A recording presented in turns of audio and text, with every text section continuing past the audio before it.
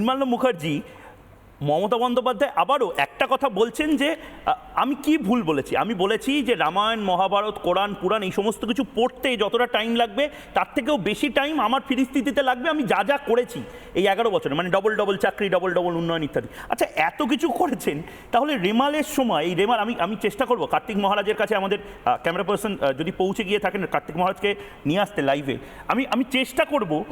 মানে রেমালের পরে আমি দেখলাম সমস্ত রাজনৈতিক দল বলছে যে আমাদের সাহায্য করতে হবে, ভারত সেবাশ্রম সংঘ বিপুলভাবে সাহায্য করছে। যদি সবই করে থাকেন তাহলে এত আন্দোলন, এত হাহাকার, এত কিছু হচ্ছে কেন বাংলাতে? এত যদি উনি সাটাসাট উন্নয়ন করে দিয়ে থাকেন।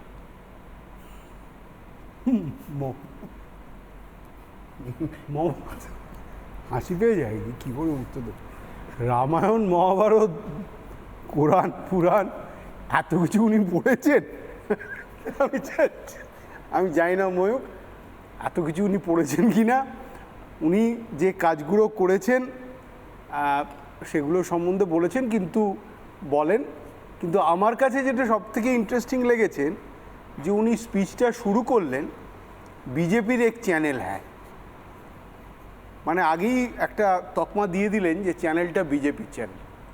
সুতরাং এইখানেই আমার আপত্তিটা রয়েছে যে একটা সংবাদ মাধ্যমকে দাগিয়ে দেওয়া, এটাই হচ্ছে ওনার উদ্দেশ্য।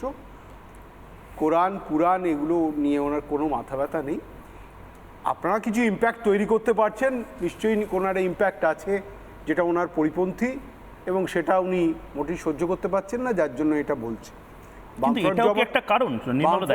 একজন লিখছেন আপনাকে, একজন দর্শক স্বপন মুখার্জি বলে, উনি কোনো ধর্ম মানেন না, যখন যাকে দরকার হয় তখন সেইভাবে ব্যবহার করেন। এটাও কি একটা কারণ যে বুঝতে পারছেন যে সংখ্যালঘু সম্প্রদায়ের মানুষ, সংখ্যাগুরু সম্প্রদায়ের মানুষ, সাধু সন্ত ফকির বাউল সবাই বোধহয় মমতা বন্দ্যোপাধ্যায় যা যা বলছেন পছন্দ করছেন? না, আমি তো দেবের অংশ দেবাংশু, আল্লাহর অংশ দেবাংশু। না, আমি তো আপনাদের চ্যানেলেই বসে বলেছি যে মমতা বন্দ্যোপাধ্যায়ের ধর্ম আর আপনারা যে সনাতন ধর্ম বলেন দুটো আলাদা। মমতা বন্দ্যোপাধ্যায়ের ধর্মীয় ভাষা আর আপনাদের যে ধর্মীয় ভাষা দুটো আলাদা। তার কারণ হচ্ছে মমতা বন্দ্যোপাধ্যায় রাজনীতি করেন, তিনি ক্ষমতা দখল করতে চান, তিনি ভোট পেতে চান। সুতরাং তিনি তার সুযোগ সুবিধে মতো যখন প্রয়োজন পড়ে তখন বলেন, মানে যদি প্রয়োজন হয় সাধুদের নেবেন, যদি প্রয়োজন না হয় সাধুদের বিরোধিতা করবেন। আজকে কোরআন পুরাণের কথা বলছেন, কিন্তু একটাই ব্যাপার, সেটা হচ্ছে আমরা দেখেছি বামপন্থী জমানার সময় যে প্রত্যেক দিন তাদের মুখপত্রে কিছু বেরোলে পরের দিন সেটা মানে প্রতিবাদ বলে লেখা হতো, প্রত্যেক দিন বেরোতো।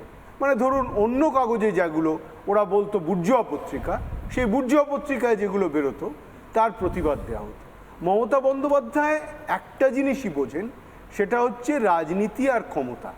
যেখানে আজকে উনি এই কথাগুলো বলেছেন তার পার্সপেক্টিভটা আপনাকে বুঝতে হবে, ওর ভেনিউটা বুঝতে হবে, সেখানকার বড় বাজার।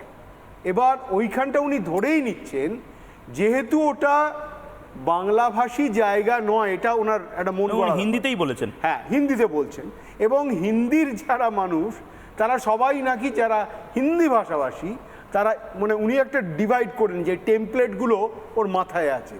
হিন্দি ভাষাভাষী মানুষ মানে বিজেপিকে ভোট দেবে, বেশ, আর বাঙালি মানেই তৃণমূলকে। আমি একবার একটু প্রদীপ্তানন্দজি মহারাজ, কার্তিক মহারাজ এই মুহূর্তে বালিগঞ্জ ভারত সেবাশ্রম সংঘ থেকে আমাদের সঙ্গে যুক্ত হয়েছেন। আমি সরাসরি ওনাকে স্বাগত জানাবো রিপাবলিক বাংলায় এই মুহূর্তে। মহারাজ, ময়ূক বলছি স্টুডিও থেকে। খুব নির্দিষ্ট প্রশ্ন, রামায়ণ মহাভারত কোরআন বাইবেল সব শেষ হয়ে যাবে, আমার কাহিনী ফোরাবে না, মমতা বন্দ্যোপাধ্যায় এটা বলেছিলেন, সেটাই শোনানো হয়েছে রিপাবলিক বাংলায়।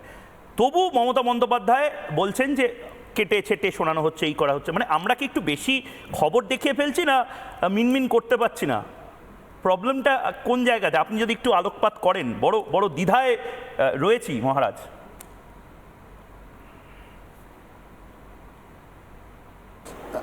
এখন যেহেতু রিপাবলিক বাংলা প্রথম থেকেই সমস্ত ঘটনাটা পুঙ্খানুপুঙ্খরূপে দর্শকদের সামনে তুলে ধরেছেন, যেটা সাংবাদিকদের ধর্ম, আমাদের গণতন্ত্রের চতুর্থ স্তম্ভ বলা হয়। সুতরাং আপনি যে কাজ করেছেন এই কাজের প্রশংসা করবেন হাজার হাজার মানুষ, দর্শক আমরা এর আগেও দেখেছি যখন শফিকুল, মানব, সন্ময় বন্দ্যোপাধ্যায় এরা যখন এই সত্য তুলে ধরছেন মানুষের সামনে, তখন নানা রকম অত্যাচার নেমে এসেছে, এটা ঘটনা। কিন্তু মহারাজ, আমরা তো মিনমিন করতে পারবো না। আমার মনে আছে যেদিন সাধু সন্তদের এত বড় একটি মিছিল বেরিয়েছিল, আপনারা যেভাবে হাঁটছিলেন, আমার মনে আছে দেড় থেকে 2 ঘন্টা কোনো চ্যানেল তারা লাইভ দেখাচ্ছিল না। আমি জানি না কোনো অন্য কারণে, হয়তো ডোনাল্ড ট্রাম্প হয়তো তাদের স্টুডিওতে এসেছিলেন, বা হয়তো অমিতাভ বচ্চন শাহরুখ খানের সাথে একটা বিশাল বিতর্ক সভা তারা করছিলেন, কিন্তু তারা মিনমিন করছিলেন। ঠিক সেভাবেই আমরা হয়তো একটু বেশি কিছু দেখিয়ে ফেলছি। Mamata Bandyopadhyay by the way আজ রিপাবলিককে কি বলেছেন একবার আপনিও শুনুন, এবং তারপর আমার দ্বিতীয় প্রশ্ন আপনাকে। रिपब्लिक बांग्ला बोल के बीजेपी के एक चैनल है, उसी ने आधा काट दिया और आधा काट के बोला, हम बोला कुरान खत्म होना चाहिए। हम क्यों बोलेगा कुरान खत्म होना हमारा थोड़ा ही काम है, और तुमने पूरा काट के हमारा खिलाफ में शर्म होना चाहिए। हम जैसे मदद आप लोग को करते हैं जिंदगी भर, कभी ये मदद आप लोग को क्यों कोई नहीं करेगा, हर धर्म को। मैंने क्या बोला था? मैंने बोला था कि अभी हमको डेवलपमेंट का बात कहने से बहुत टाइम लग जाएगा, हमको बूथ लेवल से शुरू करना पड़ेगा।